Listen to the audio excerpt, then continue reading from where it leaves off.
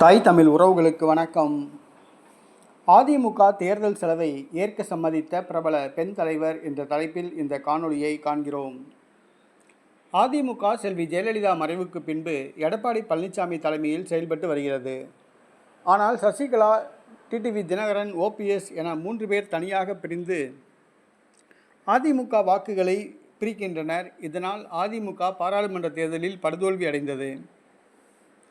மீண்டும் அதிமுக ஒருங்கிணைக்க அதிமுக மூத்த தலைவர்கள் முயற்சி எடுத்து வருகின்றார்கள். ஆனால் ஓபிஎஸ், சசிகலா, டிடிவி தினகரன் ஆகியோரை மீண்டும் அதிமுகவில் சேர்க்க எடப்பாடி பழனிசாமி சம்மதிக்கவில்லை. இந்த சூழ்நிலையில் சசிகலாவை அதிமுகவில் சேர்க்க மூத்த தலைவர்கள் சம்மதிக்க வைத்துள்ளனர்.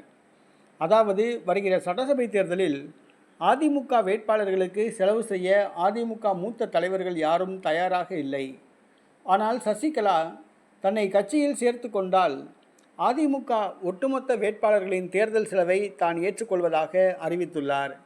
ஆகையால் அதிமுகவுக்கு நிதி பிரச்சனை இருக்காது, பணப்பிரச்சனை இருக்காது. சசிகலாவை ஏற்றுக்கொண்டால் நம்மளுக்கு தேர்தல் செலவு இருக்காது, சசிகலா தேர்தல் செலவை பார்த்து கொள்வார் என்று மூத்த தலைவர்கள் எடப்பாடியிடம் பேசி எடப்பாடியை சம்மதிக்க வைத்துள்ளனர். அதிமுக வேட்பாளர்களின் தேர்தல் செலவை சசிகலா பார்த்து கொள்வதாக சம்மதித்துள்ளார். ஆகவே சசிகலா விரைவில் அதிமுகவில் சேர்க்கப்படலாம். அவருக்கு அதிமுக அவைத்தலைவர் பதவி வழங்கப்படலாம் என்று கூறப்படுகிறது.